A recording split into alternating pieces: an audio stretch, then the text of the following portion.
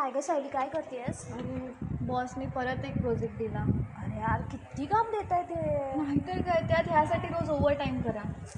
तर काय, सारखं सारखं किती, आणि सुट्टी पण नाही आहे आपल्याला मध्ये. मला तर असं 2 ते 3 दिवस आउटिंगची गरज आहे. तुलाच काय, मला पण गरज आहे, पण सुट्टी नको. तेच झालंय, हॉलिडे नाहीत पण. सायली, 7 तारखेला काय आहे गं? 7 तारखेला इलेक्शन्स आहेत. अगं मग इलेक्शनची सुट्टी असणार आपल्याला. हो आहेच. अगं तुला कळत नाही आहे, संडेला वीकली सुट्टी राहील, मंडेला आपण लीव टाकूया आणि ट्यूजडेला आपण फिरायला जाऊ शकतो. वाव, असं यार. मस्त आहे ना?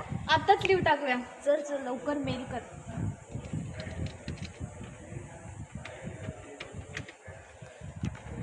झालं. चल आता जाऊया सरांकडे.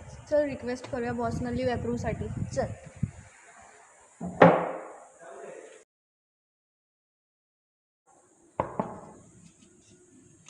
Can we come?